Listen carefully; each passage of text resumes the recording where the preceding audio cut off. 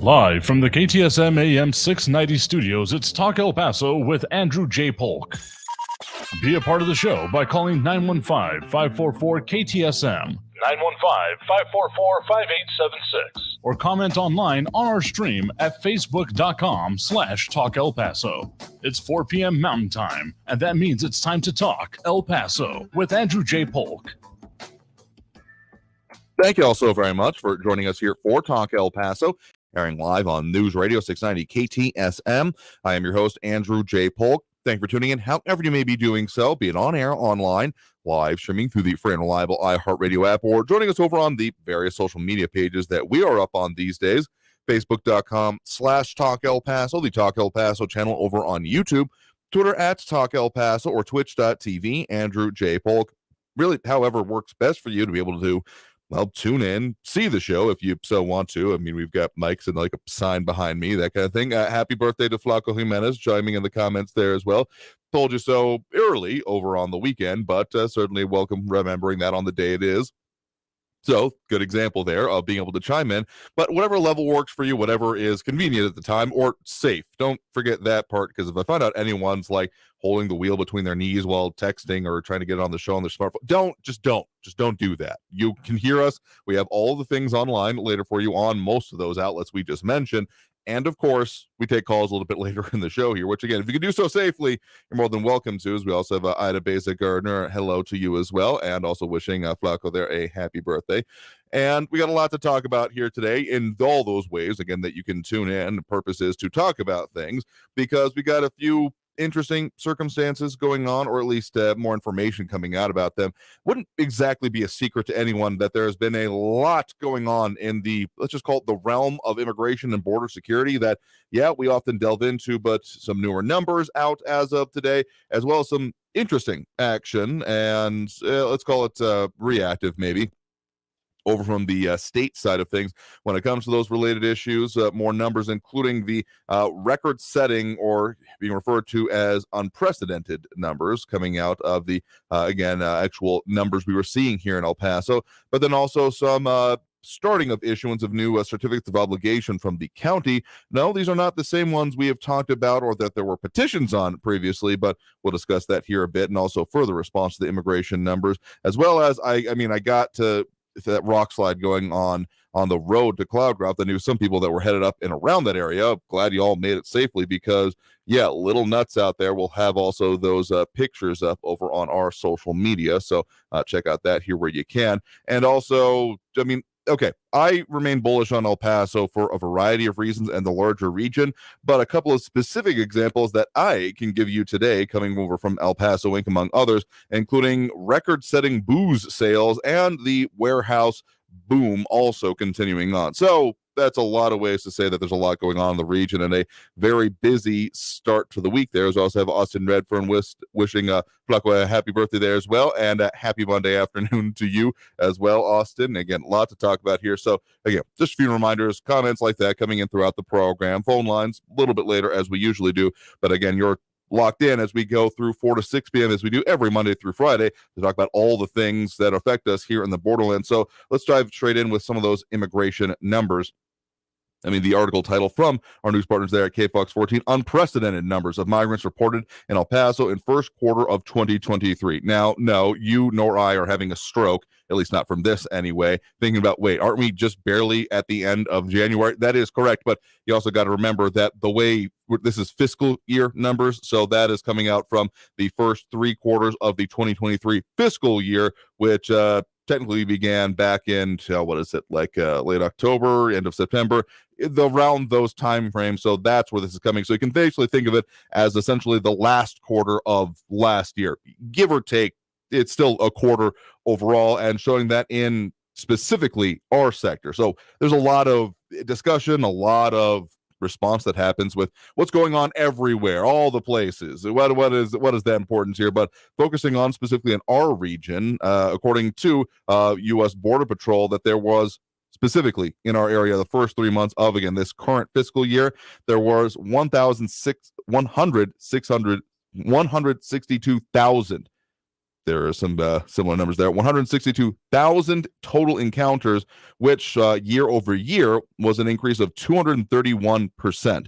Now, not totally surprising, given some of also the national action that has come there, have been some of the top 5 nationalities encountered in our region, including Nicaragua, Venezuela, Mexico, Ecuador, and Colombia. And some of those, but not necessarily all of them, having been subject to now the increased restrictions, policies, however you want to put it, that come from the kind of Title 42, though that having largely sunsetted, now also expanded under fall backing to really Title 8, also the CBP One app and the parole program that's coming along with that. So not totally surprising with some of those things. And again, some of the things that are also, I mean, the whole idea of family units, unaccompanied children have certainly gotten a lot of attention. And many of our callers, I can think of some in particular that are very concerned and focused on that. But, well, the situation continues to change. That's been about the only constant throughout any of this, is that things continue to change.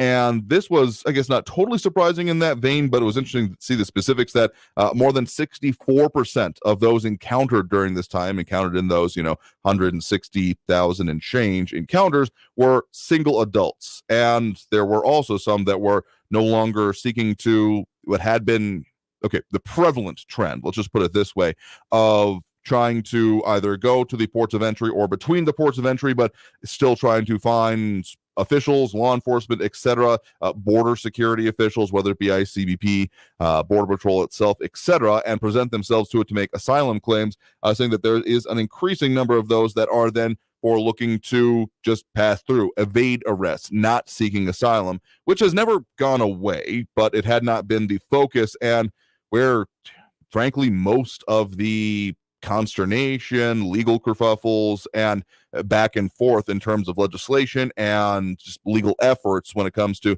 both state and national legislatures and executive offices have been focused on the asylum part of it. There has still been, that's borne out by think about how many times that we have ended up talking about incidents on the roadway whenever it comes to, say, the kind of shorthand to use for it is rabbiting of the people who are smuggling these individuals in just vehicles, just like passenger vans, and get any level of interaction with law enforcement and just immediately floor it, and not aware of any real getaways, so to speak, because at the very least the ones that we get notified about do not end that great, either with damage happening to buildings or people getting injured or killed, much worse. So not a good sum total of circumstances, but also the stash houses figure into this as well. So I would say that's unsurprising that we are seeing an increased amount of this as well. But the increases that we're seeing across the board, the unaccompanied children encounters did increase by 59% during this time to just over 8,000,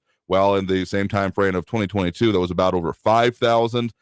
Family units encountered also did increase by 623% with just under 50,000 encounters, well surpassing last year's of just under 7,000. So yeah, there's a lot of movement, and I guess maybe some of these numbers aren't particularly surprising, though the specificity and, well, I would say the sheer amount of it is in its own right, because knowing exactly what's going on with our situations and the numbers about, again, this is just the El Paso region.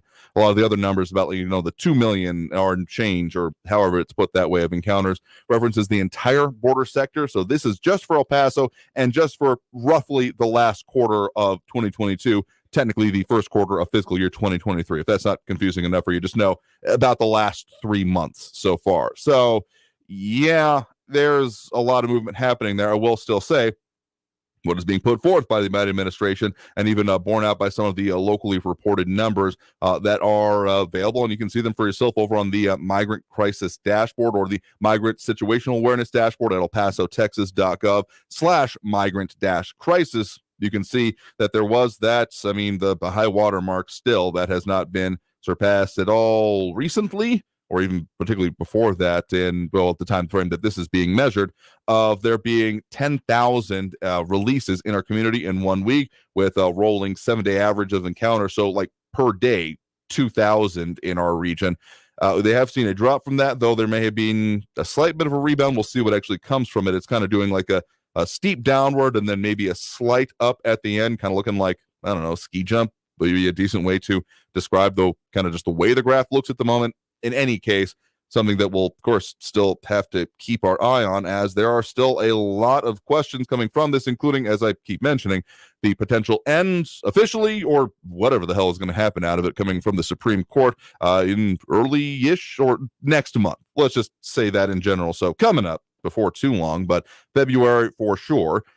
Though the actual decision on that that's oral arguments, the actual decision on that, we'll see. Just one other note I want to make along with this as well is that El Paso County Judge Ricardo Samaniego will actually be speaking about what's been going on with this, the migrant crisis, etc., before Congress on Wednesday, having been invited by, of course, El Paso Congresswoman and Democrat Veronica Escobar to talk about for the House Judiciary Subcommittee on Immigration Integrity, Security, and Enforcement. Also find more details on that and what Samaniego is wanting to go there to say over from our news partners at KFOX 14. So that's a lot of way to say that, yeah, the numbers have, they fit about maybe what could be expected, but there's also a lot more that to delve into. If you want to really see the numbers and the meat of it, again, the article title from our news partners there, as unprecedented numbers of migrants reported in El Paso in first quarter of 2023. Again, talking about the fiscal year there, so don't be too surprised. RJ saying over there on the YouTube channel specifically here, they're bringing in through the ports of entry as a new policy and better optics. The number haven't decreased much, if at all. So encounters has been a very specific phrasing and a very specific circumstance behind it. It's not just been however many people there are overall, or those that are actually presenting themselves at the port of entry. Encounters refers to those that are found in between the ports of entry that are crossing the border. I mean, there is often illegal entry as a part of it because they are, well, not crossing with authorization into the United States. That's just the rote definition of it. But the fact that there might be multiple times of it here, so technically speaking, if they're going through this new program, they would not be part of these same actor of encounters. Now, if you want to call that accounting tricks or not, or a better managing of it, I mean, we are still looking at the potential of 30,000, particularly from those, what was the actual groups here? I've got my note here somewhere, and it's eluding me at the moment, of what those groups are that are therefore now subject to these new regulations. Haitians, Cubans, Nicaraguans, and Venezuelans. So similar-ish groups, though not exactly matching up with the top 5 national points of origin that we've been seeing as reported on by in our region. But there is still definitely some overlap there, that if they're going through this new program, that, again, CBP One app and the other parts of it, that it would not necessarily be counted within encounters. Though I can see the argument you might be coming at, that they are still a part of, well, what is being seen, the humanity crossing or seeking to cross in our region, regardless of the way it is being done. But yeah, there's semantics to delve into there, honestly, which is my least favorite form of discussion to get into, but sometimes it's important just to make sure we know the hell we're talking about. Anyway, let's go ahead and take that first break of this hour right now. Of course, you are tuned into Talk El Paso. I'm your host, Andrew J. Polk. We got more that we'll be getting into, particularly on this, but also, okay, we're a radio show, but we got some pictures we'll be putting up over in the video stream just because it's a little bit nuts. I got to say to you, what was happening on the road kind of to from Cloudcroft pretty much over the weekend, but stay tuned. More Talk El Paso after this break. Again, phone lines a little bit later as we usually do, but in any case, we'll definitely talk more about what affects us in the Borderland after this break here on News Radio 690 KTSM. Stay tuned.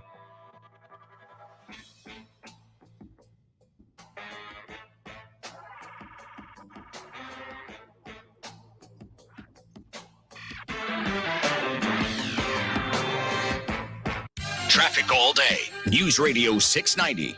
Got some slowing on the I-10 westbound at Reynolds. 2 semis are stopped in the right lane. Stay to the left to get by there. TxDOT's reporting traffic is at a standstill. I-10 westbound north of El Paso from the New Mexico-Texas state line up to the 404 New Mexico interchange with 15-minute delays. Slow traffic Montana Avenue eastbound McRae out to Zaragoza with 15-minute delays. Carrie Edwards, El Paso traffic.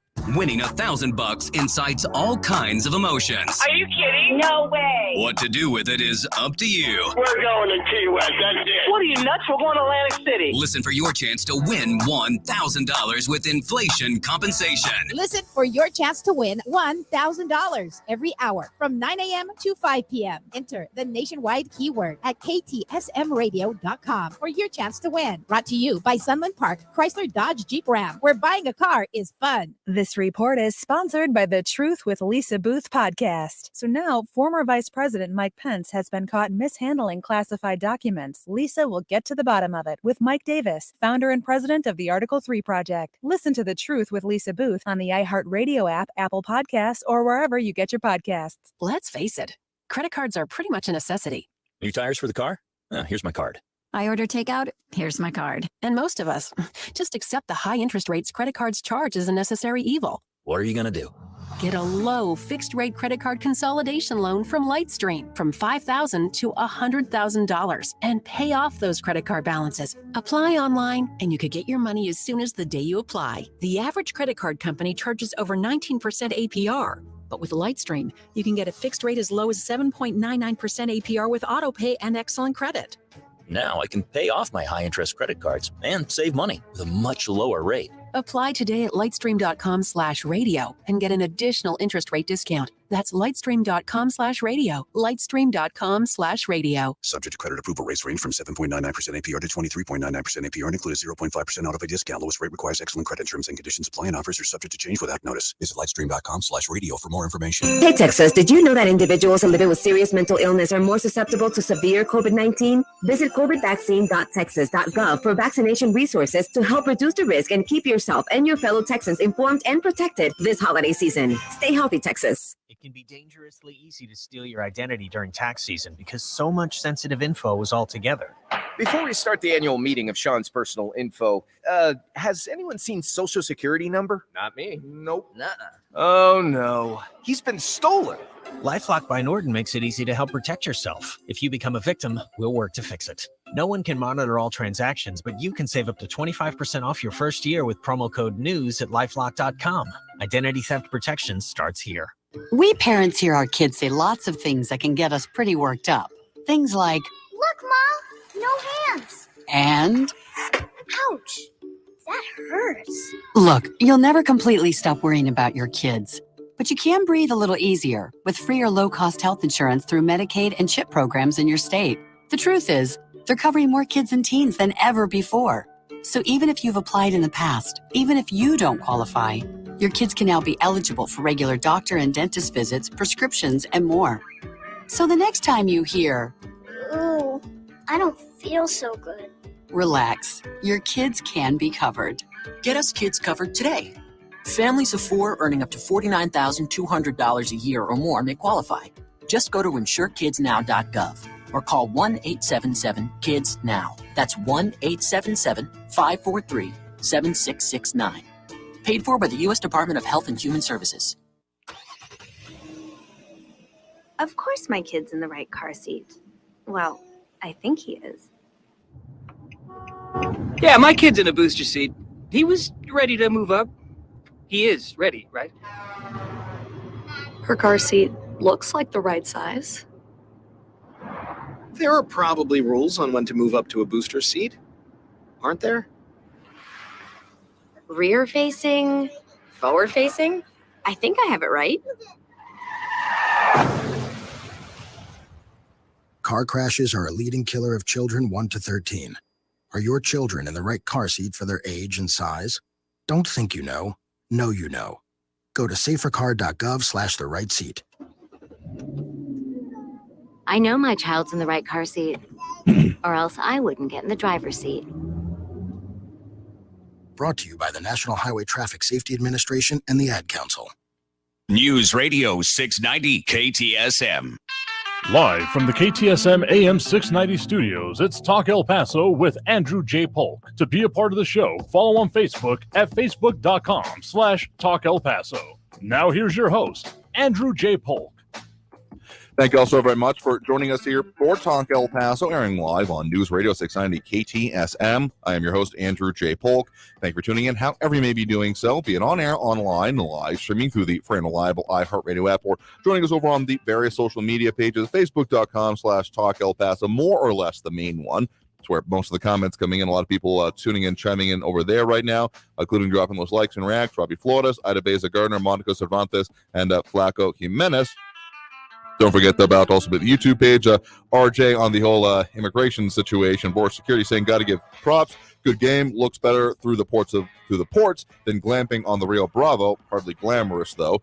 Yeah, that's why I took the whole phrasing of glamping as tongue-in-cheek at best. And I guess there's a whole, the way I take it anyway, about the way policy is being applied right now is better something than nothing, which is kind of what I've been calling for, but maybe not exactly, because we're still talking about, well, funneling more than really more processing. I mean, they do have to go through the CBP-1 app, and there are restrictions on that. If they go around it and attempt illegal entry, they're prohibited from using that for at least 5 years. It does come with temporary legal authorization, though it's not exactly like a TPS kind of status that we've seen other certain populations. There's been a number of them. I can't think of an exact group offhand, but I guess it's a management of it. Whether or not it's successful or not, I know there's already been some railing against it. John Brazelton referring to the concept in other areas of Cubans and Haitians are now coming directly to Florida by boats. Forget the Mexican border. If you get a foot on solid land, you stay. At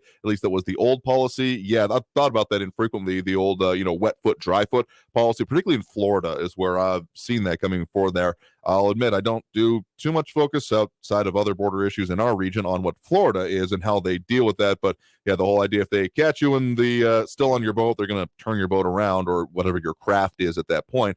Or if you make it on land, there's at least some kind of processing and temporary status, potentially of some kind that happens. Not really sure if that is going on still at this point, but Howard Shreve also saying that U.S. laws passed by Congress are being routinely ignored and flouted by the current administration, and saying that if Americans had voted for open borders, so be it. I will say that, okay, maybe I bristle a little bit at the phrase open borders, because that is, as much as it's become a rhetorical point here to be made about, that they're just open, it's also the fact that it's a specific legal phrase about there essentially being no border interdiction and control overall. So the fact that there are these encounters, that people are being stopped, turned around at any level of that, essentially all the efforts of particularly Border Patrol, but also CBP and ICE to an extent, it kind of saying that, well, the border is open and we have no control over it, completely devalues their efforts. So that's why I also kind of bristle at that phrase. I get that people are trying to make a point at it, but well, words do have meaning. So not trying to pick on you there, Howard, but just that's why if ever I seem to have issue with that phrasing, that's kind of what's going on in the background, at least in my mind. We also have Eric von Holstein-Rathlo, Privetic, and a hand wave over there as well. Thank you for chiming in over there.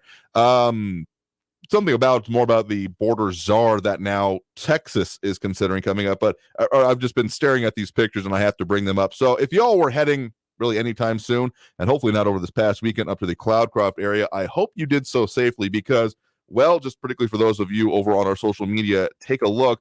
A portion of US 82 near Cloudcroft is probably going to be closed for, let's just call it the near to foreseeable future, because if you can see online, let's just call it, they called it boulders in some of the releases and specific things, but I'm just going to call it a whole slab of rock that ended up falling straight over, covering pretty much the entire roadway. So for anyone unfamiliar with which part of the road I'm talking about, it's essentially that winding road kind of up that canyon that then leads to the tunnel that then takes you the rest of the way up to specifically the Cloudcroft area. Of course, there are other ways to access the, Cloudcroft in those places, so don't worry, it's not like cut off or anything. But let's just say that I don't have the exact measurement of it, but okay, well, there's one image of it here, and then I do have one other I want to show you. They may look substantially similar, but let's just say in the second image, that little blue dot on is a dude climbing on top of it. So what we're essentially talking about is a slab of rock that I would say pretty well estimates the floor plan of your starter house, covering both lanes and pretty much the entire span of the roadway. The fact that the guardrail looks more or less intact in that area, or at the very least, the part right before it, there may be some damage behind it that we can't see from this angle, is a minor miracle. And so, yeah, let's call it like 6, maybe more, just solid feet of rock in some places. There's a lot of other debris around it because, a rolling stone definitely drags some other with it. But yeah, just some fascinating pictures there from our news partners at KFOX 14 of why you're going to want to consider alternate routes. And the fact is that Highway 82, again, between technically High Rolls and Alamogordo will be closed. I just don't know how long it'll be. You are being asked to take New Mexico Highway 244 and U.S. Highway 70, which will add about an hour and 25 minutes to any of your detour and travel. Some interesting photos also from the Cloudcroft Fire Department on the other side of things showing, yeah, that's just a big damn slab of rock. They think they actually pinpointed there where it fell from, but just woof. No one was injured as far as I'm aware, which sounds great because particularly on a nice-ish weekend or with weather, that can be a busy-ish roadway. But yeah, just kind of an insane picture. We don't often bring those up here as we are still primarily a radio show, but I definitely can see those pictures over from our news partners at KFOX 14. And again, when you see the dude that's climbing on top of it, you're like, oh, that's a lot of rock. Anyway, that's just been eating away at my brain. Something actually just into our newsroom not too long before the show today actually is about, in terms of some of these border policies, a new border czar. Just title of the release from the governor's office. Governor Abbott announces a new Texas border czar, saying that he has announced a new position of Texas border czar to oversee border security. And this is the part that I'm not surprised about with it, saying that border security in President Joe Biden's absence at a press conference on a Texas border wall construction site in San Benito, that Mike Banks has been hired as a special advisor on border matters to the governor and will serve as the state of Texas's first ever border czar. RJ on the rock side saying, yeah, let's call it a truck crusher, and thank God nobody got hurt. Yeah, that's a decent shorthand way to put it, truck crusher, because honestly, if there was a vehicle under that, we may not have known. But again, no indication anyone was hurt at the moment. But back on the whole border czar thing, I mean, there's a level of unsurprisedness about the way the governor's talking about this, but just from his release quote, for nearly 2 years, the state of Texas has taken an unprecedented historic action under Operation Lone Star in response to the Biden administration's refusal to secure the border. To continue doing what no other state in the history of our country has done to secure the border, I hired Mike Banks as the state of Texas's first ever border czar. As an award-winning border agent with decades of federal law enforcement and border security experience, Mike is the perfect choice to oversee Texas's fight against the surge of illegal immigration, lethal drugs, and deadly weapons flowing into our state and nation. Some of the things that come from it, Banks himself saying, now titled Border Czar Banks, saying, I look forward to strengthening our relationships with law enforcement partners and the community, leveraging all that we can to further protect our great state of Texas and the United States. So we'll see what actually comes out of this, if this is just a kind of focus for it. Whenever it comes to the state of Texas, this will be like the main guy, the main face of it outside of the governor itself here, but still interesting move being taken, particularly after there has been now some of these national political visits that were very much being called for and often were pointed out in releases like these by the governor previously. Richard Janicek also chiming in over on the social media saying some of that rock will have to be blown apart to remove. Probably, I mean, tons. I'm comfortable saying tons of rock that we are talking about there, not having just looking at it, this is not a backhoe kind of job. At the very least, not in any kind of quick turnaround. So yeah, I wouldn't be too surprised there, though I am by no means an expert in explosives and would definitely wonder how they're going to do that without having to then like rebuild the road itself. But that may be a moot point if there's destruction under it anyway. So let's go and take that next break right now. Coming out of this break, getting into some of those more points about including those certificates of obligation being put forth by the county now. Approved actually as of earlier meeting, spoiler alert, but then also more on the development here in El Paso and in general, and why I still remain bullish. But in any case, let's take that next break. So stay tuned. More Talk El Paso after this break. You are, of course, tuned in, and I'm your host, Andrew J. Polk, live 4 to 6 p.m. So stay tuned after this break here on News Radio 690 KTSM. Stay tuned.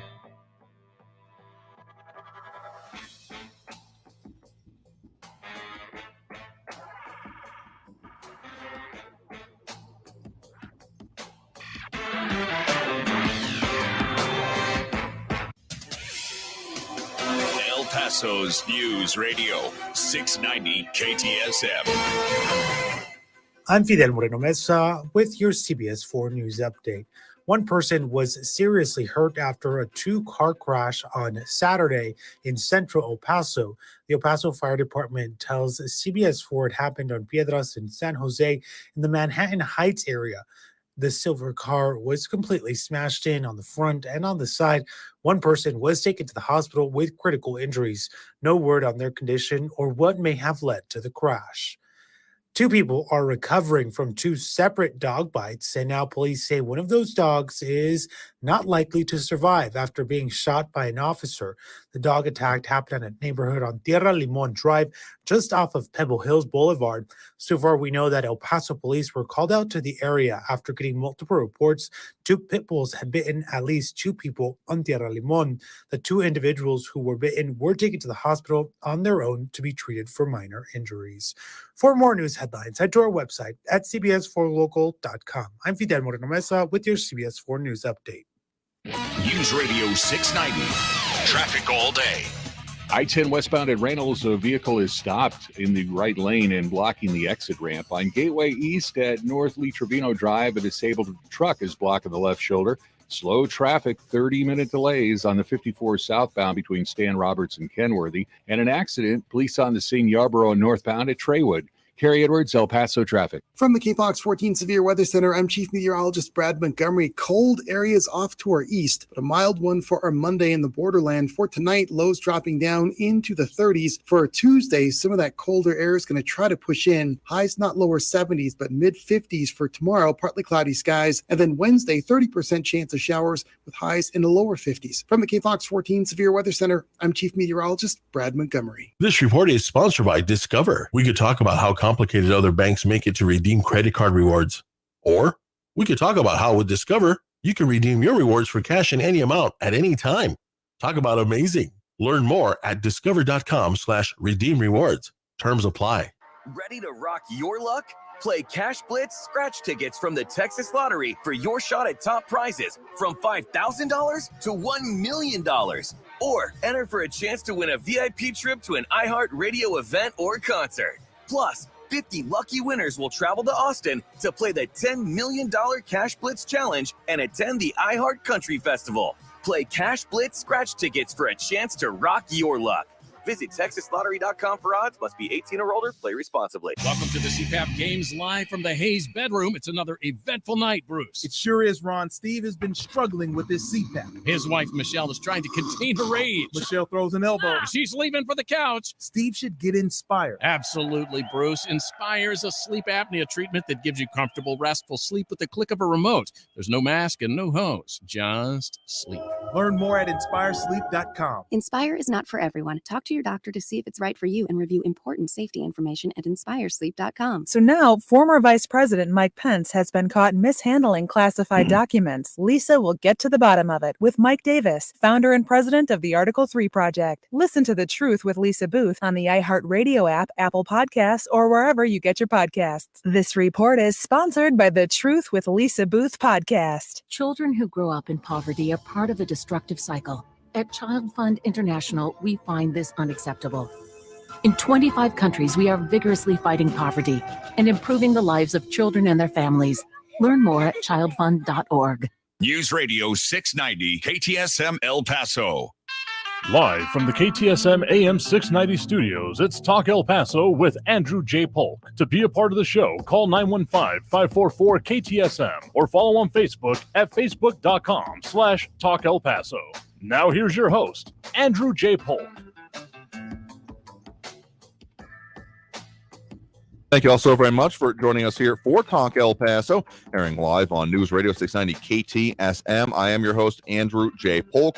Thank you for tuning in, however you may be doing so, be it on air, online, live streaming through the free and reliable iHeartRadio app, or joining us over on the various social media pages, facebook.com/Talk El Paso, the Talk El Paso channel over on YouTube, Twitter at Talk El Paso, or twitch.tv, Andrew J. Polk.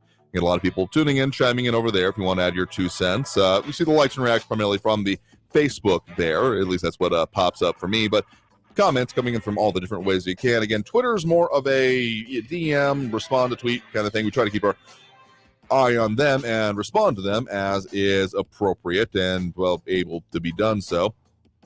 But in any case, some more comments coming in, including on the whole border security and immigration thing. John Brousselton saying, if you really want to stop illegal immigration between ports of entry, issue shoot-to-kill orders, and after a couple of days, everyone will get the message, even the Mexican drug cartels. Let me just say that responding to a humanitarian crisis with, let's just call it war crimes, probably not the way you want to go about this, because as much as sure, there is interesting language getting used. This is one of the reasons I eschew and frankly oppose the idea of the application of the language of war to this situation, invasion, other things like that, because we are talking about people. We are talking about unarmed people. And yeah, there's the whole narrative about, military-aged males that I've yet to see really bear out in a substantive way. Like, if that comes to pass and we're seeing, essentially what happened on the eastern border of Ukraine, where there were, again, armed units being snuck across, but till that point, I'm going to say that an armed response, at least to the individuals seeking to cross, is probably, definitely not the way to go about this. I will say that the second part of what John suggests there, including search and destroy missions against the drug cartels, that part I've been kind of saying will probably be needed, at least more enforcement cross-border against what are international criminal syndicates. Obviously, they are not just operating within Mexico and then just like shepherding people to the border and saying, all right, good luck, have fun. I mean, that has and does still happen, but the fact that we keep seeing, stash houses, the fleeing from law enforcement whenever they're doing direct transportation to whatever points beyond may be, I'm just gonna say that, that would be an actually effective part of it and not cause international condemnation. I mean, there have been some very, I'm just going to call them bad suggestions, including the idea of deploying B-52s or like armed sniper towers. And if you're thinking like, yeah, that'll solve it, I really need you to think about what happens afterwards, because if you think that's going to just be the end of it and nothing else could possibly go wrong, I guess I'm happy you're not in a decision-making ability at that point here, because yeah, that is going to cause, beyond even just the idea of the, again, war crimes, arguably, among, ethnic cleansing, other things like that, the amount of just an absolute S-storm that will come with that would be nigh unprecedented. So I'm going to call that an absolutely bad idea, among other things. Richard Janicek saying that the latest chase, in an example, the driver was armed and then went to go for her gun when apprehended. I mean, yeah, that's an individual criminal situation that should absolutely be handled in the way that it probably was. I'm not sure about the exact one you're talking about there, but I mean, we've of course been talking about the changes in policy and the way that pursuits can happen. So yeah, if someone's popping off, that certainly raises the stakes there and would cause a bigger, I mean, there's been enough problems already when it comes to this whole rabbiting situation of, again, the definition I'm kind of using there is that if you are seeing someone immediately run away from law enforcement as soon as the lights turn on for a standard traffic stop. I mean, a bunch of the circumstances we've talked about where it ends up being someone that has therefore then been smuggling illegal immigrants, those kind of things. James Radcliffe saying we're not addressing the property violations of invading private property. I mean, sure, that's also a part of it, but let's just say, do those things carry the death penalty? Because if they don't, then the enforcement, quote unquote, on that nowhere and in no way matches the crime. Let's just keep that in mind here. Anyway, slightly more and less war crime speaking here. The city or county of El Paso, in this case, actually were set to vote and now have voted to issue $59 million in significant certificates of obligation. These are the ones that were essentially meant to be major capital plan and improvements. There's some more specifics from the presentation given today that you can see over from our news partners at KFOX 14, including modernizing existing facilities, technology improvements, regional park renovations, including a lot for the Escarate, then also the sports park that's more or less in Northeast, and then also the regional transportation plans, including Ascension Road reconstruction, which is a very interesting one, but one that might have to take a little bit more depth to get into, honestly, because if you've ever been out to Ascension, North Ascension, essentially between, let's call it near Waco Tanks and then leads down to Horizon City, it's a little bit spooky, I'm not going to lie, because you're like clearly in like cleared land and stuff that could be ready to develop. Well, could be anyway, but just take the drive out there and you'll see what I mean, but also a lot at the Fabens Airport. This is a part of the roughly $100 million that the county has been potentially seeking to propose or put forth there. Another part of it will come from other financial instruments, and so that will probably be coming up in future meetings. It's noted that KFOX 14 reporter Liviana Golden will be having the breakdown coming up in the other parts of their newscast, so stay tuned and see those updates from them there. But not unexpected that this would come through. Now, this is, of course, separate than the essentially previous potential certificates of obligation that were going to be issued or could have been issued by the county. The last time that came up substantially was more involving the county hospital district, aka in this case UMC, and of course those had petitions and other things go about them. So that plan is still TBD. This is separate from it, but felt it relevant to mention at this point. So with that and other major points, so we'll go ahead and take that next break right now. I do have a quick thing to mention about New Mexico and why, for our New Mexico listeners, there may be hope for your love life. But in any case, let's go ahead and take that next break right now. We are, of course, going to be opening up those phone lines as well as we usually do. So if you're wanting to get on the line and add your 2 cents that way, the number to do so is 915-544-5876, 544-KTSM. We'll be back after this break and more on the phone lines and all the comments as well. So stay tuned. More Talk El Paso here on News Radio 690 KTSM. Stay tuned.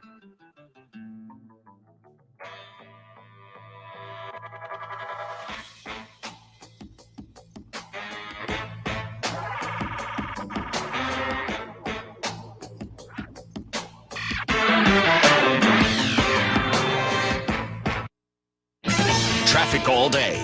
News Radio 690. I-10 eastbound before the Dallas Street exit, a stalled vehicle is blocking the left shoulder, causing a minor slowdown. 54 south is slow, 7-minute delay. Stan Roberts down to Kenworthy. On Montana Avenue eastbound, McRae out to Yarborough, it's a 14-minute delay. And there's a crash with injuries downtown with police on the scene. Stanton at East San Antonio. Kerry Edwards, El Paso Traffic. This report is sponsored by Lowe's. As a Lowe's MVP Rewards member, earn bonus points when you shop select products and brands. Redeem for e-gift cards and more. Bonus points calculated before taxes and fees after applicable discounts, if any. Subject to program terms while supplies last. Points expire at end of calendar year. Visit Lowe's.com/MVPs bonus points. I'm Martin Hoke, the inventor of Navage Nasal Care, and I love Navage. I've told you about how your nose is the body's air filter, that Navage's powered suction will help flush out allergens, viruses, mucus, and germs, and that Navage will help you breathe better. But what do other people say about Navage? Like Josh, quote, "After walking around my whole life being a mouth breather, I was excited to try Navage. I read the directions carefully, pressed the button, and oh my gosh, what a sensation. So much mucus, so much crud, but oh sweet, merciful air, I can finally breathe you through my nose. Never have I ever taken such an amazing breath in my life. This is a life changer," unquote. He's one of over 100,000 online reviews praising Navage, the all-natural solution trusted by over 3 million people to help you breathe better, sleep deeper, snore less, and stay healthier without drugs. Navage is available at Walmart, CVS, Walgreens, Target, Rite Aid, and online. Navage, Navage, clean nose, healthy life. This is Ronnie Lowenfield, Casa Buick GMC. Listen to this. Casa Buick GMC starts the year with December's record-breaking sales incentive. The 100% sales tax offer continues, and it's on right now on every new Buick SUV and every GMC truck and SUV. 2022 GMC Sierra Elevation, $50,135 after all tax savings and factory cash. 2023 Buick Encore GX, $26,035. 2022 Buick Envision, $33,690. GMC, we are professional grade. Only at Casa Buick GMC. Yeah. Sales tax Casa discount equal to 6.25% of MSRP value. El Paso.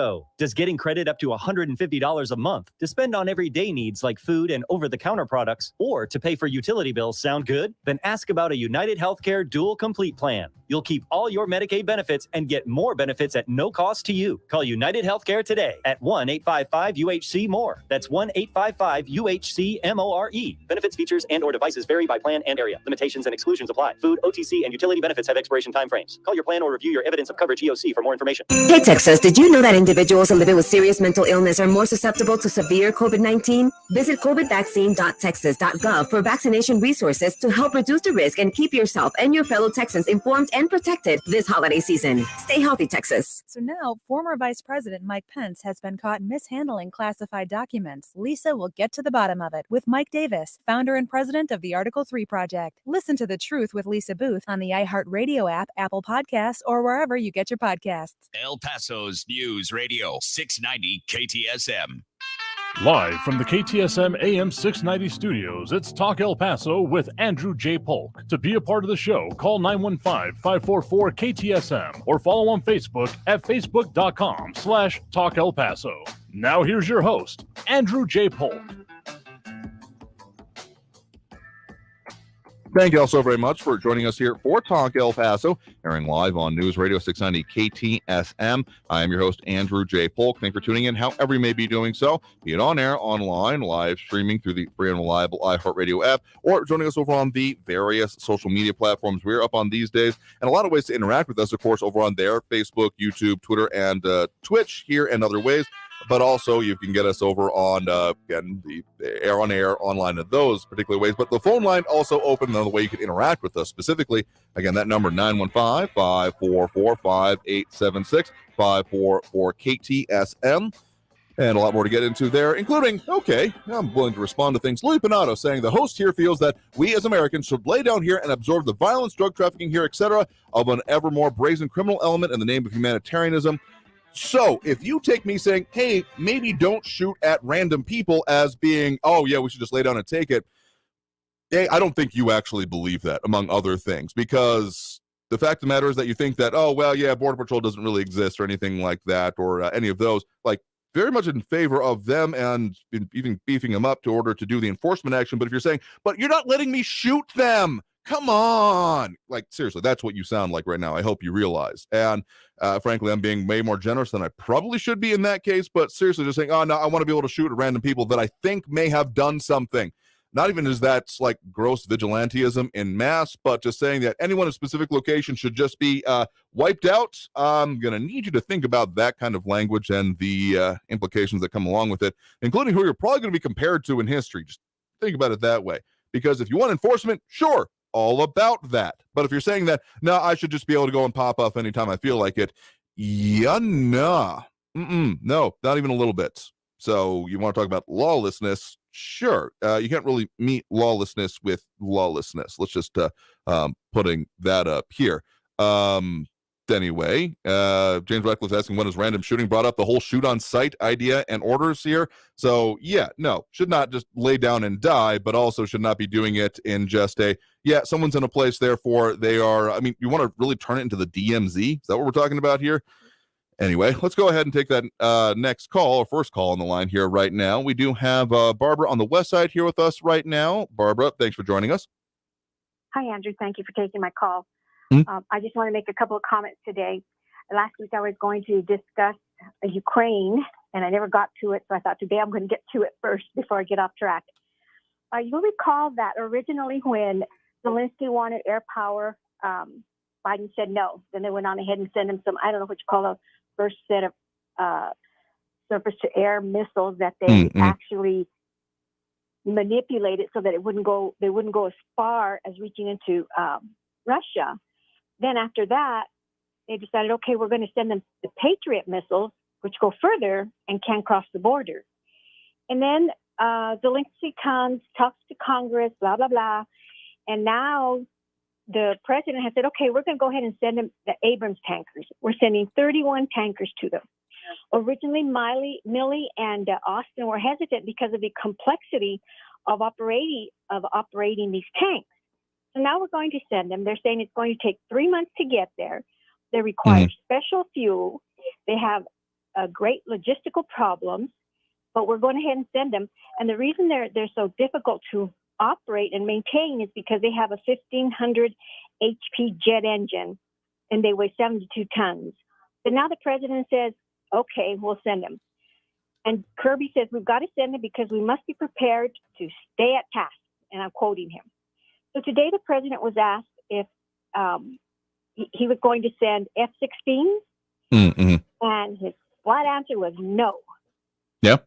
So let's just see how long he holds on to that no, because that's what they said about the tankers. And additionally, the Republicans have been saying we need to know where the money's going. We need to have some sort of an accounting, some sort of an audit. Well, Zelensky just fired, 9 of his government officials for vacationing in France and Spain and lavish lifestyles. One guy was said to have been driving a $100,000 car that was donated for use during the war. So it's all about corruption. It's all about where the money is going, that we need to be sure that we're vigilant on it, be like hawks out there, eagle eyes on our money.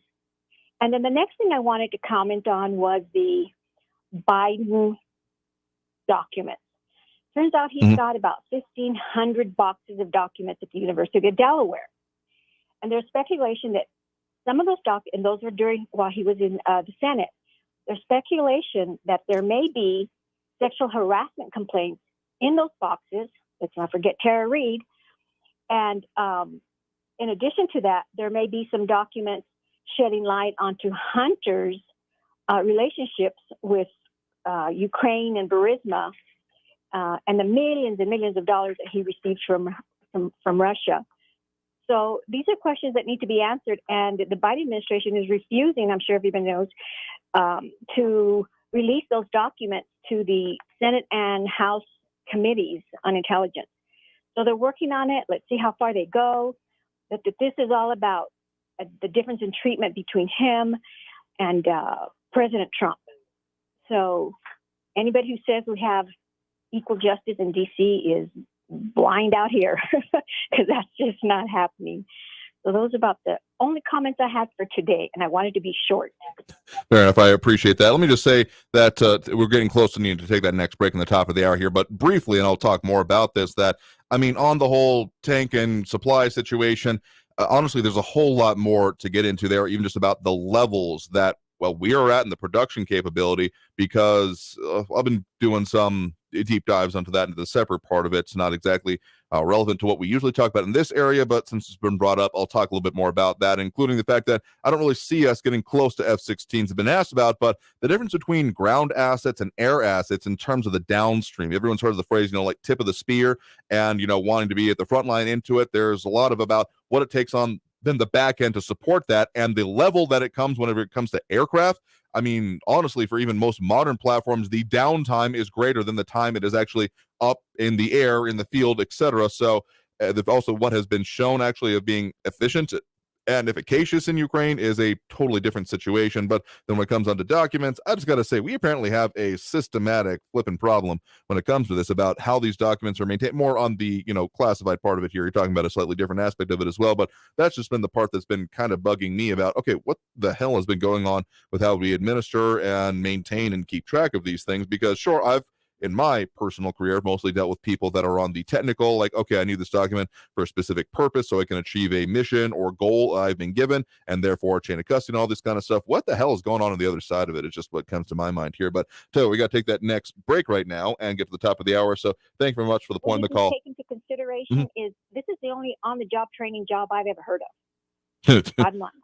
Fair That's enough. what it is. Okay. Fair Thank enough. you, Andrew. Yeah, sure thing. Got to take that break now. So thank you for the point in the call. Do appreciate it. Bye. All right, with that, we're going to go ahead and take that next break. So again, if you want to get on the line, that number to do so is, as we have at the top of the screen there, and of course, keep it down for yourself, 915-544-5876, 915-544-KTSM. Back after this break with more Talk El Paso here on News Radio 690 KTSM. Stay tuned.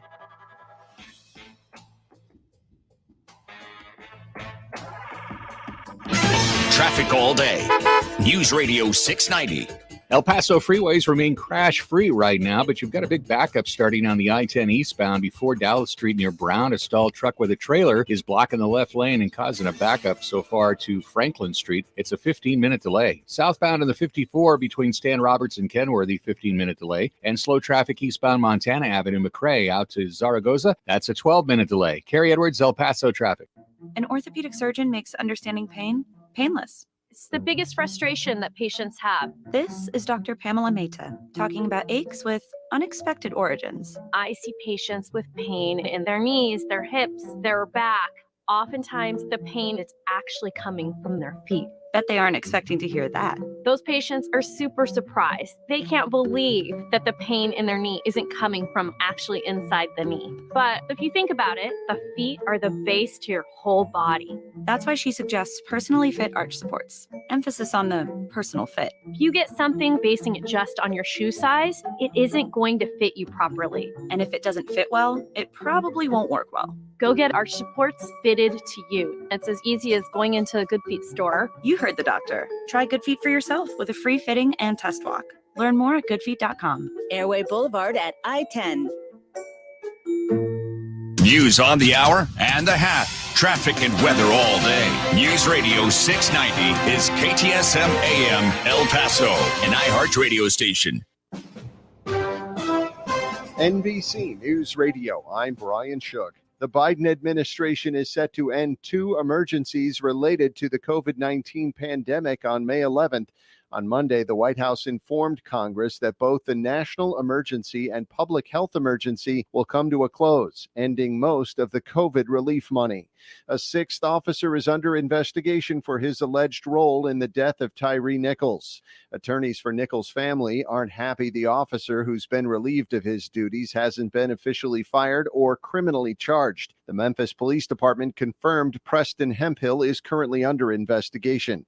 The Justice Department won't provide details about the special counsel's investigation into President Biden's handling of classified documents to House Republicans. The House Judiciary Committee, now led by Ohio Congressman Jim Jordan, demanded the agency turn over all documents and communications related to the investigation, including correspondence with Biden's attorneys and the appointment of a special counsel. The DOJ declined that request, stating it will withhold that information until its investigation is complete. Attorney Merrick Garland earlier this month appointed a special counsel in an investigation into classified records found in Biden's former office and Delaware home. I'm Lisa Taylor. The migrant crisis in South Florida has caught the attention of Homeland Security Secretary Alejandro Mayorkas. We have seen too much tragedy when people take to the seas, and that is why we are so devoted to building lawful and safe pathways for them. He pointed to the new parole process for Cubans, Haitians, Venezuelans, and Nicaraguans announced on January 5th, the re-implementation of the Migration Accords, which allows 20,000 visas per year, and the Cuban Family Reunification Program. At the closing bell, the Dow Jones lost 261 points to 33,717. You're listening to the latest from NBC News Radio. The live golf tournament is returning to Bedminster, New Jersey. The Saudi-backed league will be played at Trump National from August 11th through the 13th. Those involved with live golf have faced criticism due to Saudi Arabia's human rights record and the killing of journalist Jamal Khashoggi. Crews on Long Island are investigating after a whale washed up on Lido Beach this morning. Jennifer Polsoni reports. The dead whale discovered on the sand at Lido Beach, West Town Park in Nassau County. The disturbing sight attracting crowds, those who have been walking along the beach, police and emergency crews responding, a construction truck helping to remove the animal. A necropsy will determine the cause of death. It's the 10th whale on Atlantic beaches, including Long Island and New Jersey, in the past 2 months. It's hard to pinpoint exactly why people live beyond 100 years old, but it seems like quite a few of them hail from France. Erin Real has the details. The countries with the highest life expectancies, including France, Japan, and Denmark, all provide free health care. French life expectancy is 85 years for females and 79 years for males, among the highest in the world. Education is also a strong contributing factor, and France is a highly educated country. Many in the south of France also adhere to the Mediterranean diet that prioritizes fruit, vegetables, and whole grains while limiting or cutting out consumption of red meat, dairy, and sweets. The ability to slow down and enjoy life is a fundamental part of the French experience. Retirement age is 62, and for those still working, there are generous allowances for holidays and sick pay, so that burnout tends to be less of a problem in France than other countries. The price of a Ford Mustang Mach-E is being reduced following price cuts by Tesla.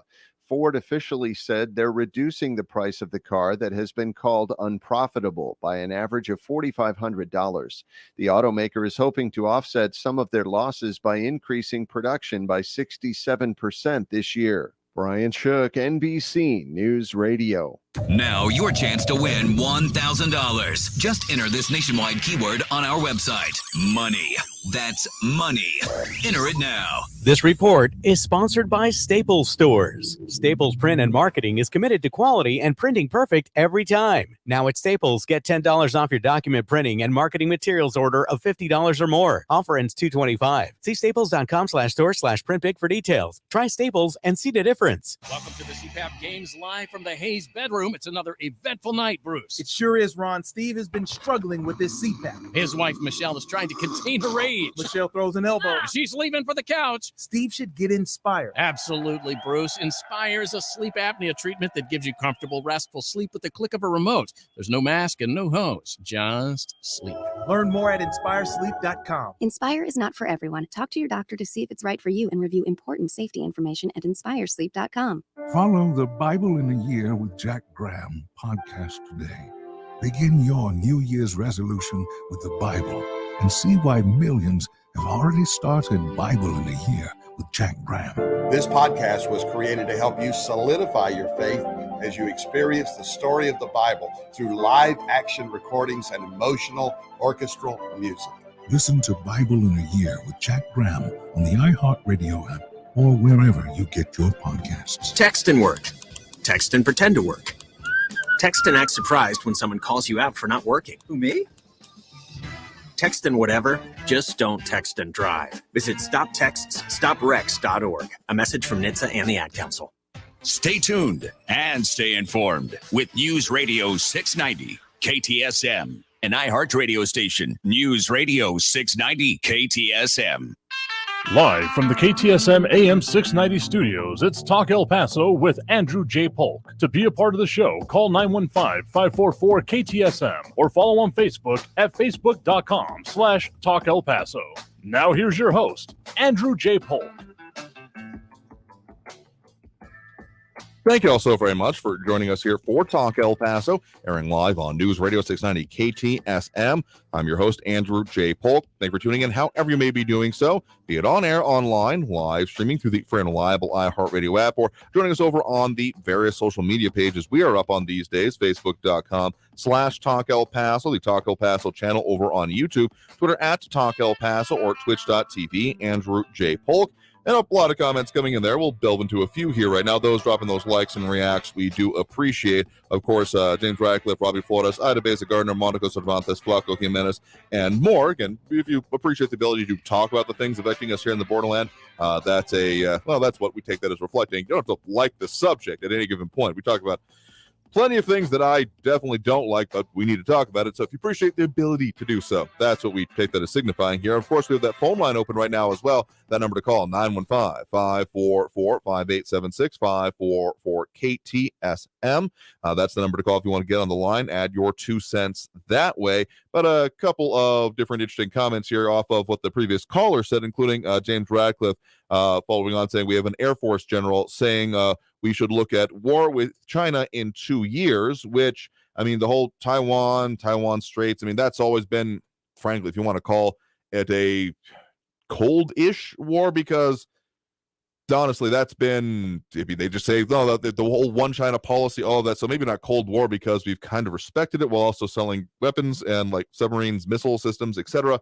Other things over there. That's a complicated relationship that would be, just even to describe it, would be on the bounds and time we have in any one show. But the idea of, among other things, that what comes out of Ukraine and the conflict there potentially influencing that, and the decisions made on that part. One stark statistic I came up to here, and we're getting pretty far afield, but at least I want to mention this one in reference to because it relates to this as well, that in any potential conflict, there's varying analysis out there, but one of the most important things that has come out of Ukraine is that the amount of ordnance being used, beyond the weapon systems, beyond the specifics of, what is doing the shooting, so to speak, whether it be, the anti-aircraft missile systems, the tanks, the Bradleys that I've been seeing loaded up here, the Bradley IFVs is what we're calling them these days. So those all are certainly important and eye-catching, but it's what they shoot. It's the ordnance coming out of them, and particularly artillery as well, that has been probably the most significant part here. And let's just say estimates vary, but the order of use like per month versus what the production capability actually is of the U.S.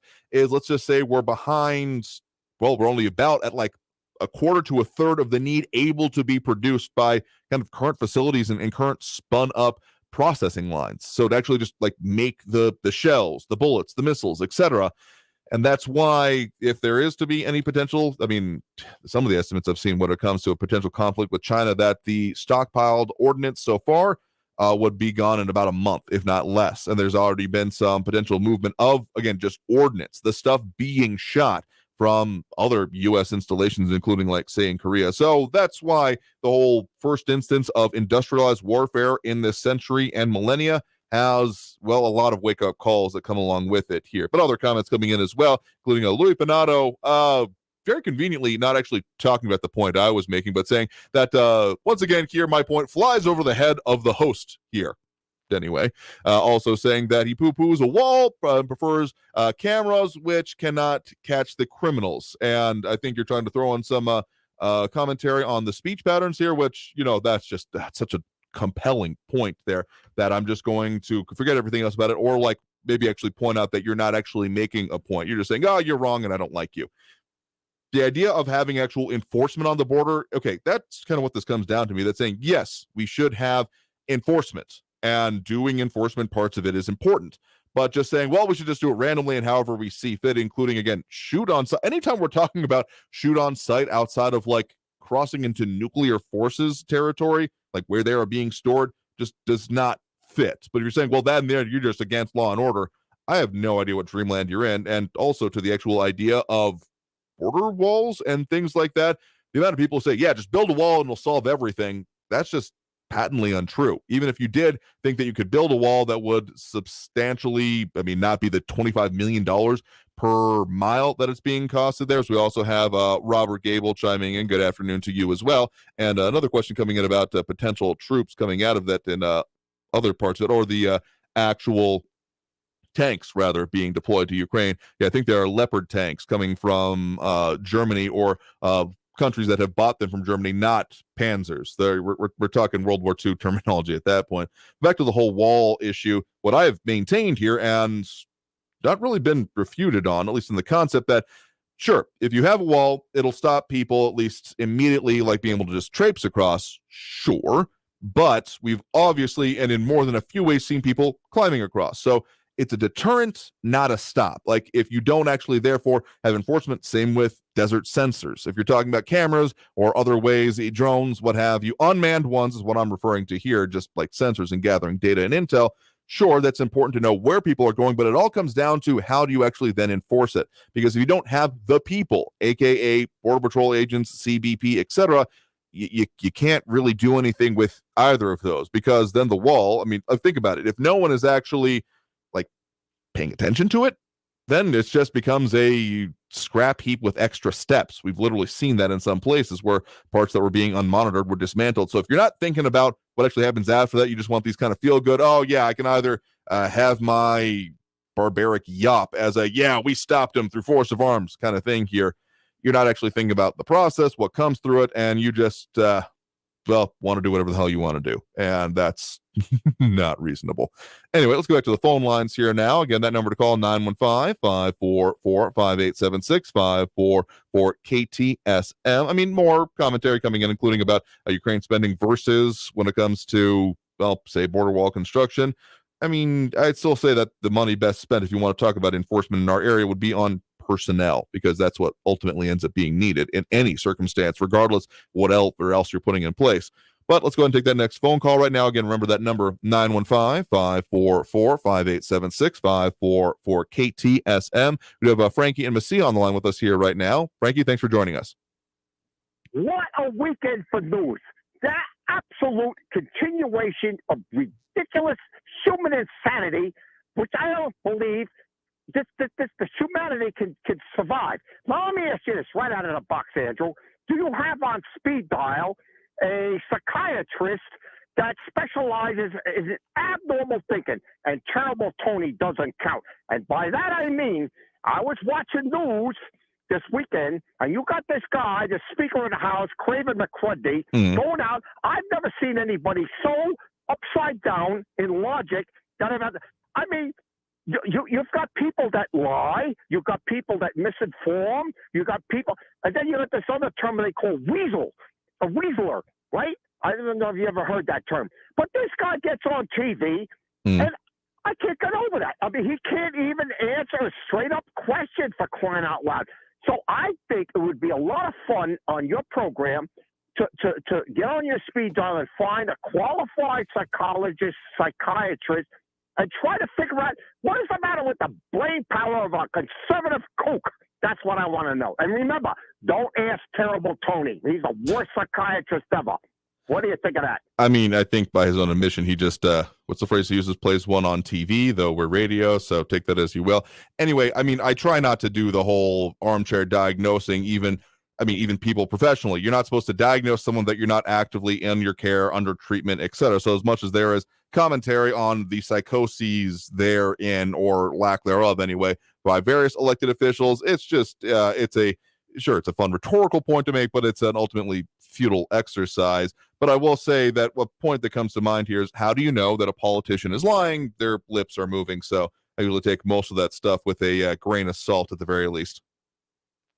Well, I mean, I hear that, and I understand a professional doctor, a psychiatrist, can't offer a credible analysis of a person's thinking because they haven't actually sat down at $300 an hour and told me, do you love your mother? Do you love your father? Do you kill animals? I mean, this is stupid stuff. I'm just talking just out of the box.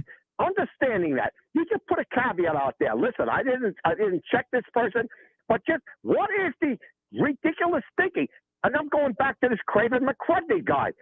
My goodness, he couldn't even answer the question simply. Why don't you fire this guy? And then he goes off the deep end on some other kind of stupid nonsense. It's ridiculous.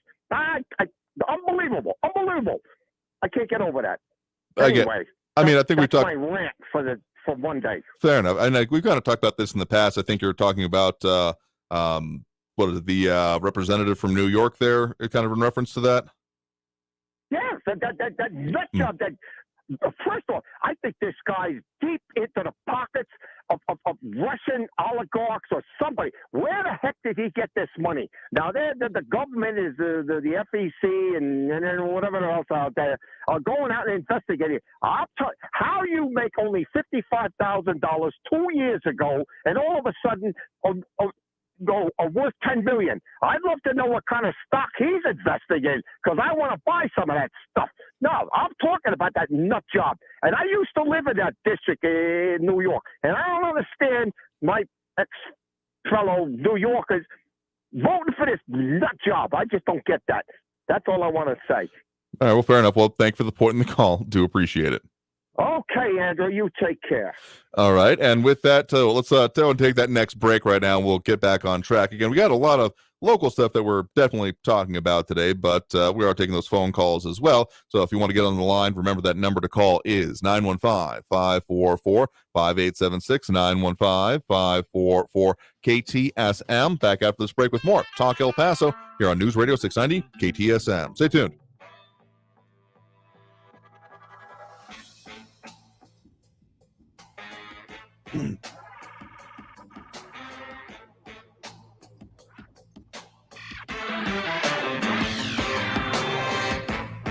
Traffic all day. News Radio 690. I-10 eastbound before the Dallas exit downtown. A stalled truck with a trailer has been moved off to the left shoulder, and some residual slowing back to Yandell with 5-minute delays. An injury accident downtown Stanton at East San Antonio. You could take East Paisano or Campbell Avenue as your alternates. And I-10 westbound north of El Paso at the state line has some heavy congestion and backup. Kerry Edwards, El Paso traffic. Winning $1,000 incites all kinds of emotions. Are you kidding? No way. What to do with it is up to you. We're going to Key West. That's it. What are you, nuts? We're going to Atlantic City. Listen for your chance to win $1,000 with inflation compensation. Listen for your chance to win $1,000 every hour from 9 a.m. to 5 p.m. Enter the nationwide keyword at ktsmradio.com for your chance to win. Brought to you by Sunland Park, Chrysler Dodge Jeep Ram, where buying a car is fun. This report is sponsored by Dell Technologies. Dell Technologies provides growing businesses with tools to do incredible things, because we believe there's an innovator in all of us.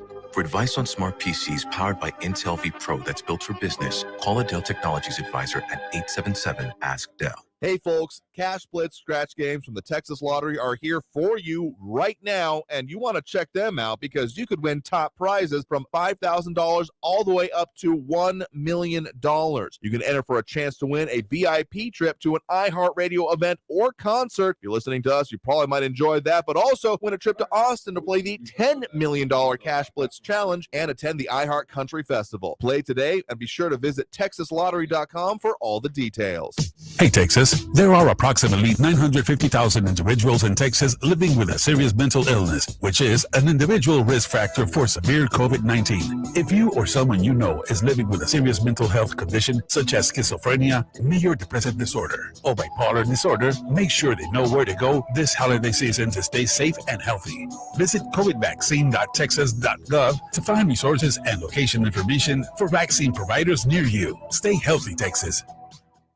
This is a special alert to all Americans who own a vehicle with less than 200,000 miles with an auto warranty about to expire or with no warranty coverage at all. Due to a decline in the economy, CarShield is announcing a low-cost month-to-month vehicle protection plan that is now available to the public to save any driver out-of-pocket expenses on future auto repairs. Call now to find out how you can pay almost nothing for covered auto repairs. Yes, you heard that correctly. Pay almost nothing for covered auto repairs. An open phone line has been established for all drivers to call for a free quick quote. Call 800-989-8906 now. Drivers who are covered will not have to pay for covered repairs again. This protection plan is at an all-time low. Additionally, drivers who activate this vehicle protection today will also receive free roadside assistance, free towing, and car rental options at no additional cost. Call us for your free quick quote today. 800-989-8906. That's 800-989-8906. What do you have to lose? Call 800-989-8906. Again, 800-989-8906. News Radio 690 KTSM El Paso.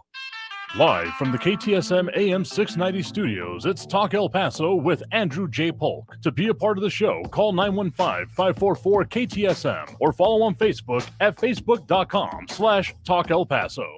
Now here's your host, Andrew J. Polk. Thank you all so very much for joining us here for Talk El Paso, airing live on News Radio 690 KTSM. I'm your host, Andrew J. Polk.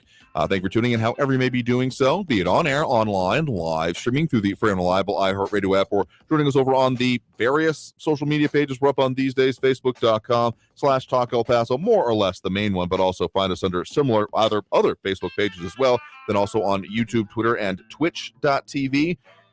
Most of those we can also pop up the comments that come in there, including Robert Gable and RJ a little bit earlier, and then other things when Flaco Jimenez, James Holmes, Eric McNabb, dropping those likes and reactions. Put it that way. Matt Olson, James Ratcliffe, Robbie Flores, Ida Beza Gardner, Monica Cervantes, and Flaco Jimenez. And again, happy birthday there for this hour. But let's get back on the line and with the calls here right now, because, again, we are doing that throughout the rest of this hour, 915-544-5876-544-KTSM. We do have Jerry in the northwest side of town on the line with us here right now. Jerry, thanks for joining us. Well, thank you, Andrew, for taking my call. I'm going to stick to something that's a little bit more local here. Appreciate it. And it's the guns laws that they're trying to pass in New Mexico again. Mm-hmm. I'm going to add on a few more of them here that they put in there. One of them is HB 9. HB stands for House Bill. Okay, if people are going to look it up. Okay, House Bill 9 deals with minors and securing arms. What they're looking at is they're going to charge the parents for any breaking of law by the minor when it comes to arms. But what they don't have in there, and that's not a bad law, but what they don't have in here is any consideration for the parents' consent for the minor to use the arms, and not in committing a crime, but in authorization to go hunting or for 4-H camps. 4-H does have a marksmanship camp. Sure. And competitive shooting. So what they're not allowing for that for minors. So what that will, and that once you submit a law, it's like a snowball. They want to add on to the law. So when a minor has a weapon or a firearm and they're going to go out and they're going to do dove hunting or whatever with a shotgun, and the sheriff comes by and finds out that they are a minor, then they can arrest the minor for having that. If they don't understand the law, they can arrest the minor for having that shotgun while he's hunting without somebody that's over the age of is his immediate family or somebody that takes care of him. So that's just one of the 4 or 5, actually there's 5 of them here, that they've added on. We know about HB 50, right? Which is right. We talked about that last time, I think. Yeah. The 9-round magazine thing. Okay, and people are going to be hard to find 9-round magazines that are originally made for weapons like or arms like Glocks. Okay. And then we also talked about HB 101, right? I think it was. Yes, sir. Yes, okay. So that was they want in HB 101. They want to get rid of all weapons that they consider to be either weapons of war or to be what's that other phrase that they use? Oh, assault weapons. Yeah. Excuse me? Assault weapons, I believe.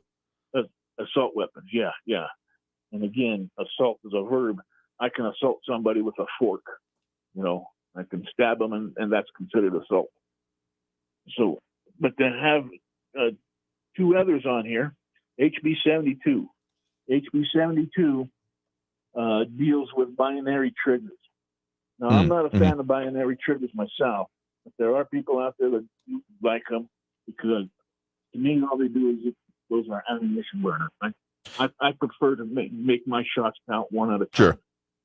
But that shouldn't interfere with somebody if they want to burn ammunition and install it in their firearm. I say have at it. That's their firearm. It's not the trigger does not make the firearm. The firearm portion of it is considered the lower receivers and such like that. Mm-hmm. All that the binary trigger is, it's an accessory, just like adding on a scope. And a scope assists you in shooting, making better shots. You can utilize your ammunition better, get it on target better. But binary triggers is to me same thing. It's an accessory. Okay, and the other one is HB 100. HB 100 deals with a 14-day background check. So they're adding on to the federal law of 3 days, and they're going to add on to that 11 more days, so 14 days. The problem I have with that is when you have people that are not mentally stable and they're going after someone that's a loved one, let's say an ex-wife, an old girlfriend, or whatever, and they're stalking them, that 14 days can mean the difference, or that 11 days can mean the difference whether or not that individual survives or not. They're restricting the time that they can have to defend themselves. Do you understand what I'm saying there? Right, yeah, the waiting periods, as it were, here. So, I mean, that's been one of the ones that honestly hasn't come up that much here, so just found it here. A 14-day waiting period for firearm sales. I mean, that's one that I've talked a little bit, at least not in reference to any specific legislation, as it definitely hasn't been brought up here in Texas, at least not with any reasonableness to it. But in terms of the idea of it being something that should be done, I mean, okay, I think we're going to pretty quickly start quibbling about time frames there, which is not unreasonable. But the idea of someone saying, well, I need a gun right now, the circumstances you're talking about, are certainly possible, though I would also say that someone saying I need a gun right now because I think I need to use it, frankly, there's a whole lot before that, and frankly should be more available from, say, law enforcement from that. But also on the idea of what you're talking about with, again, what was it, had it pulled up here, the HB 72,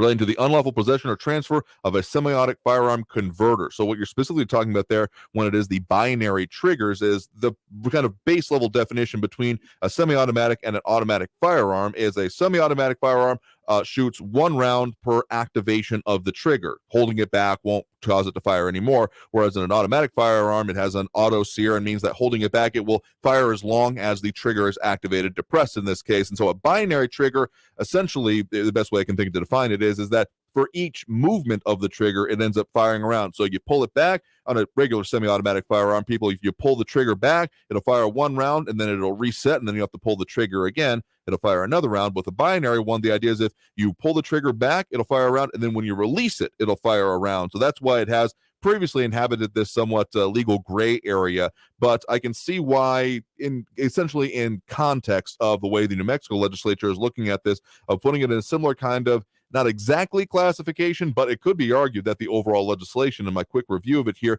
would also encompass things like bump stocks, as about to, because I think what's the line I found there about the actual conversion of it here, saying that, I'm looking for the definition real quick.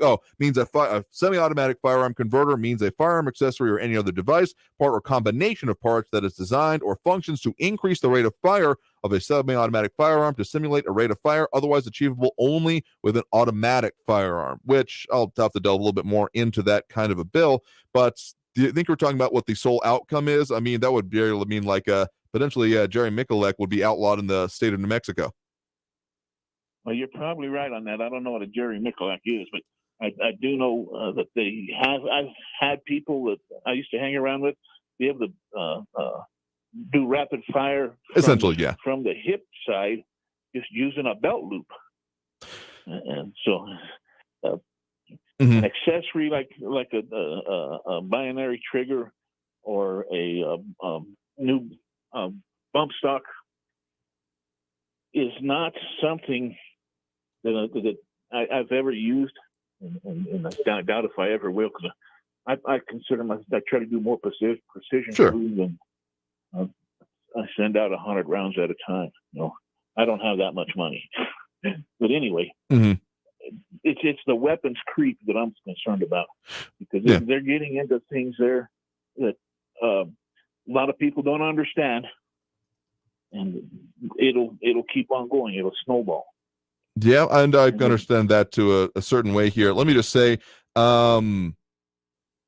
just to answer your question there, that Jerry Michalek, I think he holds at least a world record or two for the fastest firing from, say, even a revolver, among other things. So that's kind of my tongue in it's kind of what you said there about people who are able to just move the finger fast enough. So that's my kind of tongue in cheek joke with that. But yeah, let me just say it this way, that anyone who thinks that the idea of a fully automatic weapon, for those that haven't studied it, does carry a level of like, oh man, what could they do with that? But let's just say that when we're even looking at like military doctrine, when it comes to it, that the idea of like, say, the squad automatic weapon, kind of previous generations, but still in place in a little bit of a way, the SAW, as it's known as, is considered a fire suppression because its purpose is not really to hit anything. It's to like keep the heads of the enemy down so that people with the more precision weapons can move around them. So, and there's a reason, I'm kind of coming around to say that, there's a reason that in the civilian firearms community, there are transferable fully automatic weapons, the ones that were on the registry before, it closed in the 1980s, and they cost like even the most basic ones, like tens of thousands of dollars. Point is that they're often referred to as giggle switches, because that's really like functionally all they're good for, is you holding it back and spraying way more than you intended to, and often end up being like, wow, that happened kind of thing, because usefulness is not really a part of the equation at that point. Yeah, well, I'm just making people aware out there, especially people in New Mexico, that these laws are coming around. And one of the things I did find out when I talked with the secretary there, from one of the representatives, is a lot of these so-called laws, they're going through 2 or 3 sub committees or committees. Sure. And then they're being put up for a vote, and they're not being put out onto the state floor, onto the floor of the House or the Senate for debate. So 2 or 3 committees approve it, so they think that it's being approved for everybody. So they're going to put it out there, and they're just going to take a vote. They're not going to put it out there for debate, which is wrong. So New Mexico, you need to look at that. You need to research it. Yeah, absolutely. Would say that people definitely need to be aware of what's going on in their state, and also us arguably here in the Borderland region, given how sometimes people may not even totally. I was having a conversation actually the other day with someone from the related to or knowledgeable about the Boundary and Water Commission about how the line between Texas and New Mexico, particularly in that kind of squiggly part of the furthest west part of the county, can be undefined. People think it's the river, but it's the survey lines, which do not necessarily always follow the river. It may have been the river at a certain point in time, but maybe not anymore. So knowing exactly where you live and where these laws apply is very important and can be a little bit nebulous in some cases in our area. Yes, I agree on that. And you know where you're at, know what the laws are where you are at. Absolutely. So just heads up, New Mexico. You got three more laws coming at you that you need to look at. Get your voice out there. That's why it's called a democracy. That's why people call it a democracy. Although I agree, we are a constitutional republic. But we have democratic overtones to put our citizens' voice out there. I'll absolutely agree with you on that point about people needing to be involved. Again, my probably most well-worn soapbox. So knowing what's going on there, appreciate some information about it. I've seen some lists, but maybe not all of the ones that you're mentioning there. So I appreciate the input, and thank you for the point in the call. Thank you, sir. Have a good day. You as well. With that, we'll go ahead and take that next break right now. Coming out of this break, we got some more calls in line. We got more comments coming in that we'll talk here, including some, as I mention, some interesting biblical assertions being made. But in any case, stay tuned. More Talk El Paso after this break. You are tuned in. I'm your host, Andrew J. Polk. Back after this with more. Again, that number one more quick time, 915-544-5876, 544-KTSM. Back after this break with more Talk El Paso here on News Radio 690 KTSM. Don't go anywhere.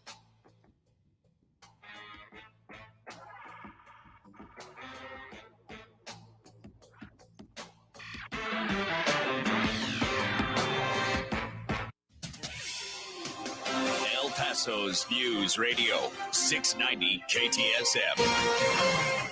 I'm Fidel Moreno Mesa with your CBS 4 News Update. An El Paso teen is dead after a crash on the Far East Side Sunday night. Investigators believe a 14-year-old was behind the wheel. According to El Paso police, the 14-year-old driver was speeding when his car rolled over and caught fire on Pebble Hills near Saul Kleinfeld. A 17-year-old boy was found dead inside. A 13-year-old passenger and the driver were able to get out of the car while it was still in flames and fled the scene. The two were later found at a hotel on Gateway East with serious burns. Police say they were flown to a burn center in Lubbock for treatment. Investigators believe the vehicle involved had been reported stolen just a few days ago. El Paso police say a 16-year-old boy attacked two other teens with a weapon near Parkland High School. According to police, the teen suspect is being charged with 2 counts of aggravated assault with a deadly weapon. For more headlines, head to CBS4Local.com. I'm Fidel Moreno Mesa with your CBS 4 News Update.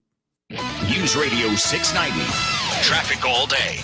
I-10 eastbound before the Dallas exit downtown. A stalled truck with a trailer has been moved off to the left shoulder, and some residual slowing back to Yandell with 5-minute delays. An injury accident downtown Stanton at East San Antonio. You could take East Paisano or Campbell Avenue as your alternates. And I-10 westbound north of El Paso at the state line has some heavy congestion and backup. Carrie Edwards, El Paso traffic. From the KFOX 14 Severe Weather Center, I'm Chief Meteorologist Brad Montgomery. Cold areas off to our east, but a mild one for our Monday in the borderland. For tonight, lows dropping down into the 30s. For Tuesday, some of that colder air is going to try to push in. Highs not lower 70s, but mid 50s for tomorrow, partly cloudy skies. And then Wednesday, 30% chance of showers with highs in the lower 50s. From the KFOX 14 Severe Weather Center, I'm Chief Meteorologist Brad Montgomery. This report is sponsored by the Truth with Lisa Booth podcast. So now, former Vice President Mike Pence has been caught mishandling classified documents. Lisa will get to the bottom of it with Mike Davis, founder and president of the Article 3 Project. Listen to The Truth with Lisa Booth on the iHeartRadio app, Apple Podcasts, or wherever you get your podcasts.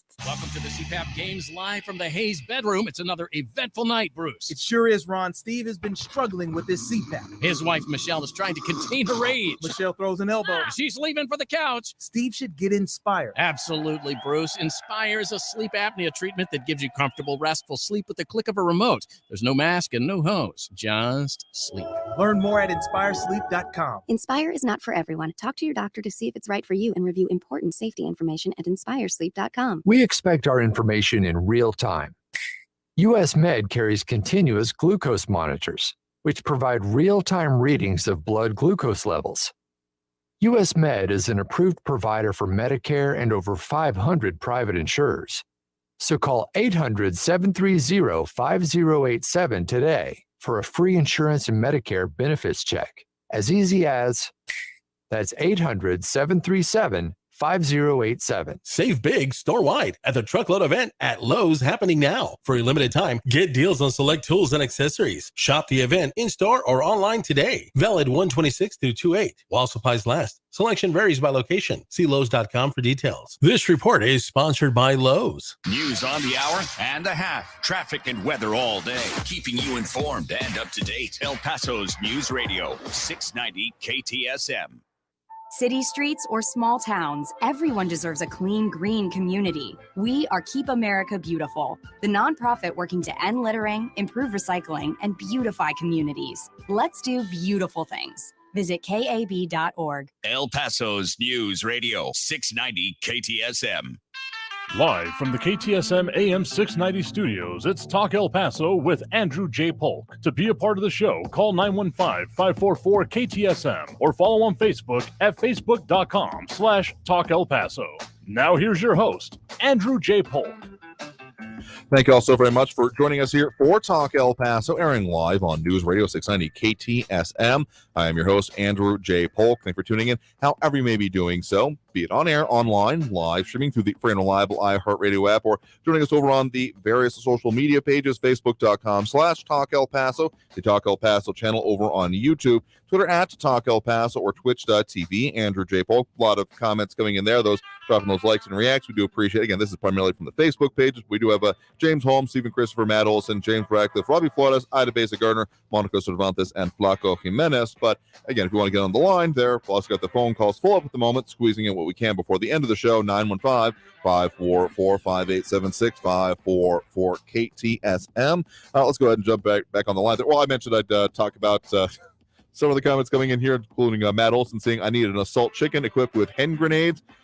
I will say, if you're planning on taking chickens, which is check your local area laws, particularly some of the municipalities around the area. There have occasionally been some at like animal services, like ready for quote unquote adoption in El Paso. None lately, as far as I'm aware, checked recently. So wouldn't be surprised if there aren't going to be any there, but there are some possibilities. Don't take my word as legal advice on this. Make sure to check for yourself, but also know that comes with responsibilities, and chickens aren't just egg machines. They are living animals that have their own, let's just say, noises, smells, and proclivities when it comes to actions. Oh, Matt Olson saying, I already know I can't have them, stupid HOA. Well, there you go. And why I said definitely check on what it is where you live, because even outside of that, you may have other issues, say, with just municipal things like that. Anyway, let's go back to the phone lines here right now. We have that next up on the line. We do have Tom in Otero County on the line with us here right now. Tom, thanks for joining us.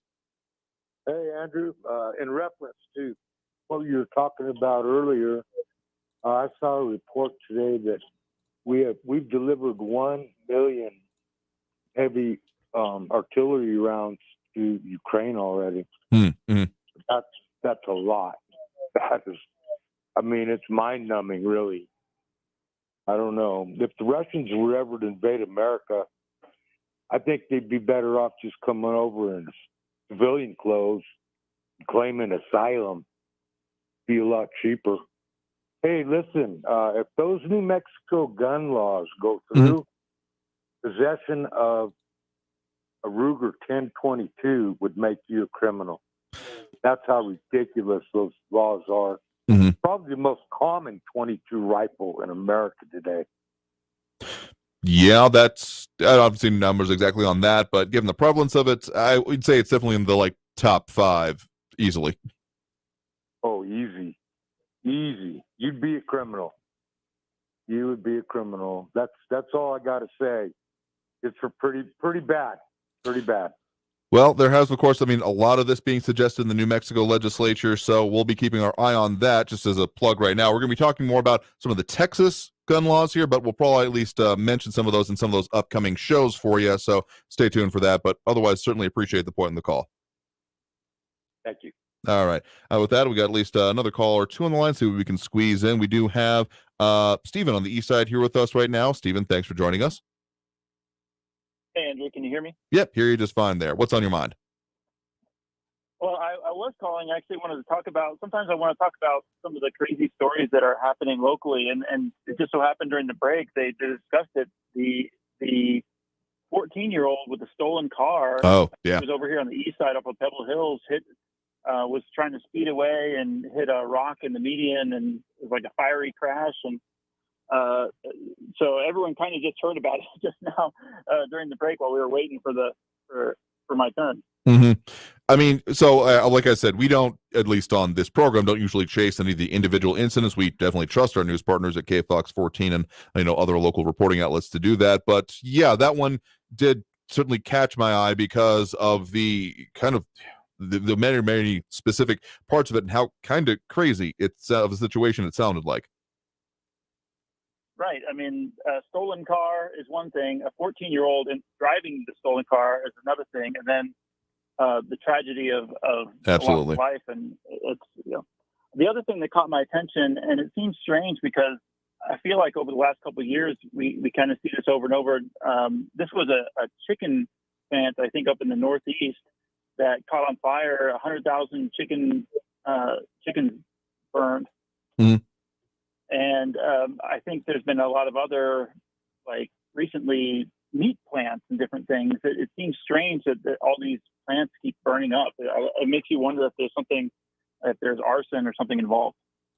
I know that there's been, we've talked about this previously, like lists of places of food producing areas that are no longer available. I will just say that as much as they are shared around, you should never really get your news from social media or memes more specifically, because it's easy to put things out and just kind of flood it. Because among other things, some of those lists that were compiled included at least one here in El Paso that very specifically had not been any longer a food production plant. It was a vacant building that used to house it, and it did burn down here, but it was a vacant building for years before that. So, sure, if you're worried about that kind of thing, I would say definitely look into it and find specificity with it, because if not, you can find yourself maybe being taken for a little bit of a conceptual ride.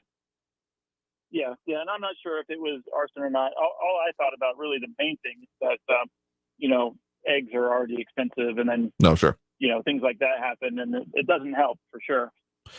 The other thing I wanted to bring up was recently we discussed the issue of climate and droughts and more rain, less rain, hurricanes, those kinds of things. And I do often hear this idea that if there's more energy in the system, in other words, that it's warmer, supposedly it's going to make weather more extreme. I just want to give an illustration of how that's not necessarily true. Okay, go ahead. So what makes things extreme is, you've seen movies and everything when you're up in an airplane and the hatch or the door blows open. It's a pretty extreme environment when the pressurized cabin blows all the air out into the outdoors. That's because there's a huge pressure difference between inside the plane and outside the plane. Mm-hmm. Well, in an Earth system, between the equator and the poles, what extremes. So if you have a big difference between the equator and the pole, then that energy needs to flow from the equator to the pole. And if you have a warmer Arctic and Antarctic, then the difference between the equator and the poles is less, and you get less extremes. That's kind of how that works. And this recently was illustrated. There's a lot of different data coming out on this, but last year was actually the second lowest accumulated cyclone energy on record. That's hurricanes and typhoons and those kinds of things. So I don't want people to think that because there's more energy in the system, it's necessarily going to mean that weather's going to be more extreme. That doesn't necessarily work that way. I mean, yeah, the reason that some of the conversations that happen with it about say average temperature rise is not about everything is going to immediately go up by that, but that is how much overall it will be kind of in aggregate. Because I mean, as we're looking at for basically every other part of Texas besides us and a little bit of Big Bend, they are looking at some very cold temperatures. I was even getting some updates from our internet service provider kind of randomly saying we are prepared for this winter storm. And I just thought, wait, what? What did I miss? What's going on here that I didn't know about? And no, it's because we were aggregated into their Dallas area network emails for whatever damn reason. Point is that, I mean, we have been seeing, I guess the more specific way that I put it when I refer to it that way is about how the instability of, like, say, the jet stream, you know, what have they been referring to about, you know, the rivers in the sky, so to speak, about how it can then drag down more of that air. So just instability in the systems can be, well, why we're looking at the rest of it coming forth here. That, I mean, if we keep seeing these fluctuations, I mean, energy in, energy out kind of thing, because, yeah, the poles still serve as a heat sink. The night side does as well, particularly if there's, like, less cloud cover and those things. But to call them simple systems would be, yeah, very much a misnomer, because they're complex and not even still fully understood. This is why weather forecasting is still called forecasting and not this is definitely what's going to happen in a sense. Yes, it's definitely very, very complicated. And then my final comment was just because you brought it up, the ordnances, the rockets, the bullets, and everything. Oh, sure. I think it is kind of interesting that when Donald Trump took office, explained how basically the military had been depleted. There weren't a lot of rockets, bullets, and those kind of things. And one of the things he did was spend taxpayer money to build all that stuff up again. And he was vilified for doing it, but it turns out maybe the Democrats are thankful at this point that he did it, because I think a lot of the Democrats support the idea of sending that stuff to Ukraine. Potentially. I don't know if we'll ever see if there were to be that perspective or answer to it. We'd see it put that way, but let me just put it this way. I have seen at very least somewhat nationally a maybe shifting opinion. Sorry, go ahead. Oh, continue. Okay, sure. We'll say that at the very least since then, I mean, there has been whole, like, the CHIPS Production Act about saying, okay, we need more domestic production coming along with this. And I'm not sure if that would totally cross-apply to the idea of munitions specifically, but the concept and the preparation that comes with in a separate way, maybe increasing instability in the world means that if you don't have the production coming along with it, you may find yourself literally outgunned. So I'm not going to hold my breath on really anything coming out of this particular session of Congress, but, you know, push comes to shove, I would hope that they would be willing to consider it, though. This is the kind of thing that has to happen before you need it, because if you're wondering, oh, hey, we need to be able to up our production of, say, 10 million or 10,000 artillery rounds per month, you can't really accomplish that overnight. There's production facilities need to be set up, tooling up, training that has to happen. So we'll see how that actually works out. I mean, some of these predictions sound more dire than others, but really what it comes down to is that for the last, so let's just say my lifetime, I mean, sure, Desert Storm 1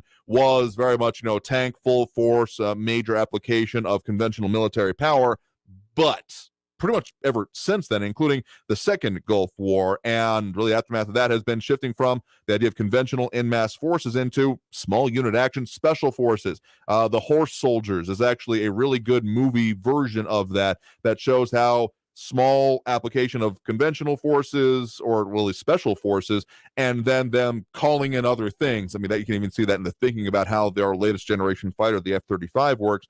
It's all about bringing in greater capacities to bear without necessarily needing to have all of the material there, and that is very much a difference in thinking of what is going on in this entire war in Ukraine.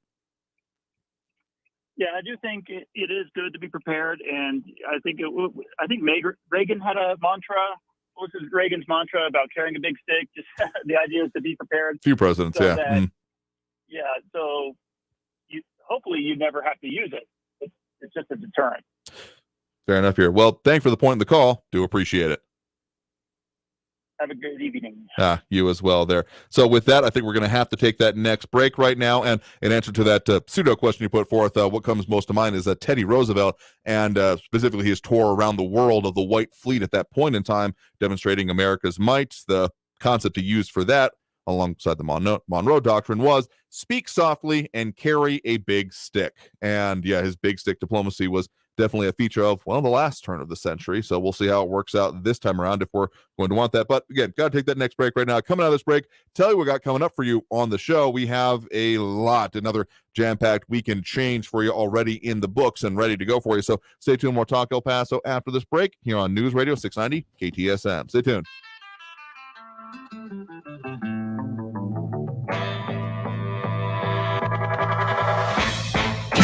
Traffic all day. News Radio 690 On Loop 375 westbound at Iron Medics, a tow truck is blocking the right shoulder. Stop and go traffic with half-hour delays on Global Reach southbound from the spur down to Montana Avenue. Eastbound Montana is slow from McRae out to Zaragoza with 18-minute delays. And police still clearing an accident downtown Stanton at East San Antonio. Carrie Edwards, El Paso traffic. This report is sponsored by the Truth with Lisa Booth podcast. So now, former Vice President Mike Pence has been caught mishandling classified documents. Lisa will get to the bottom of it with Mike Davis, founder and president of the Article 3 Project. Listen to The Truth with Lisa Booth on the iHeartRadio app, Apple Podcasts, or wherever you get your podcasts. On the Exorcist Files podcast, a leading exorcist and demonologist shares stories of disturbing and vicious cases of possession. For the last 2 decades, Father Carlos Martins has encountered evil in nearly every way imaginable. What Hollywood portrayed in The Exorcist with levitations, vomiting, spitting at the priest, all of that has not been a movie for me. I have seen that firsthand. Listen to The Exorcist Files on the iHeartRadio app or wherever you get your podcasts. Hey, Texas! This time of year is all about coming together and enjoying time-honored holiday traditions or starting your own. This winter, make sure your fellow Texans, especially those with a serious mental health condition, know how to stay informed and protected from increased COVID-19 risks associated with serious mental illness. Getting vaccinated is pro-Texan protection against COVID-19. Visit www.vaccines.gov/search to find a vaccine provider near you. Cashback is not available on gas in New Jersey and Wisconsin. Hey, good morning. You're heading to the airport, right? Yep, thanks for checking. I like the car. How long have you been a rideshare driver? About 3 years now, but I really enjoy it. Isn't it hard to make money these days with the price of gas being so high? Not for me. I use Upside, the free app that gives you cash back for every gallon of gas you buy. Wait a minute. Are you saying you actually get real money back when you get gas with the Upside app? Yep, I get real cash back every time I get gas. Does that actually add up to anything? I'll make around $200 to $300. Wow, that's serious extra cash. I'm downloading the Upside app now. Download the free Upside app now to earn real cash back every time you buy gas. Use promo code CAR for an extra 25 cents a gallon bonus on your first tank. You can cash out anytime right to your bank account, PayPal, or a gift card for Amazon and other brands. Just download the free Upside app and use promo code CAR for a 25 cents a gallon bonus on your first tank. That's code CAR. 180 over 111, and I had a stroke. I couldn't speak or walk. This is high blood pressure. Get back on your plan. Go to loweryourhbp.org. Brought to you by the American Stroke Association, American Medical Association, and the Ad Council. News Radio 690 KTSM. Live from the KTSM AM 690 studios, it's Talk El Paso with Andrew J. Polk. To be a part of the show, follow on Facebook at facebook.com/Talk El Paso. Now here's your host, Andrew J. Polk. Thank you all so very much for having joined us here for Talk El Paso, airing live on News Radio 690 KTSM. I've been your host, Andrew J. Polk. Super out of time here for this show, though. They want to pass along at least one comment that came in off air about how Wile E. Coyote seen stumbling away from the site of that boulder in Cloudcroft after his Acme brand umbrella failed to save him from the boulder here. I mean, I do seriously hope that everyone is okay and that situation gets cleaned up soon, but I mean, you got me with that one. I will be I'll be honest with you there. But I want to tell you really quick, we got coming up for you on the program. Mentioned some more discussions about some of those Texas gun laws and other things. That's definitely a feature we got for you on the show. Also, maybe some more discussion about the arena, the plan that was, and kind of what comes next. Some things in the work there, including some previous city representation, including commissioners of that study and designers of it. So the one that we kind of briefly mentioned that ultimately got voted down at recent city council meetings earlier this month anyway. So that's also on the books for you, as well as more on what are some of the economic situations or predictions for our area, forecasting in a different way. So a whole lot more to come. So I hope to see you every Monday through Friday, 4 to 6 p.m. as we are on every day. So in the meantime, until next time, I want you all to stay safe out there. Look twice for motorcycles when out on the road, and have a great evening, y'all. We'll see you tomorrow. Traffic all day. News Radio 690. On Loop 375 westbound at Iron Medics, a tow truck is blocking the right shoulder. Stop and go traffic with half-hour delays on Global Reach southbound from the spur down to Montana Avenue. Eastbound Montana is slow from McRae out to Zaragoza with 18-minute delays. And police still clearing an accident downtown Stanton at East San Antonio. Carrie Edwards, El Paso traffic. I'm Martin Hoke, the inventor of Navage Nasal Care, and I love Navage. I've told you about how your nose is the body's air filter, that Navage's powered suction will help flush out allergens, viruses, mucus, and germs, and that Navage will help you breathe better. But what do other people say about Navage? Like Tara, quote, "My doctor wanted me to do saline rinses for my allergies, but I've never been able to successfully use a neti pot. Navage uses suction power, so it's foolproof. There are nights when I'll have particularly bothersome allergies.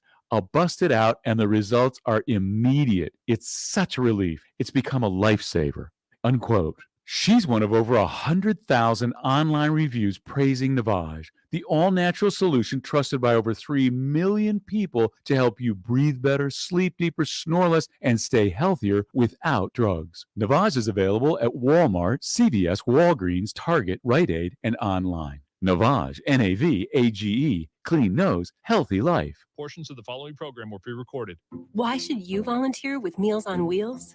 I never thought that 5 minutes could make so much difference in the lives of two people, but it has. Drop off a warm meal and get more than you expect.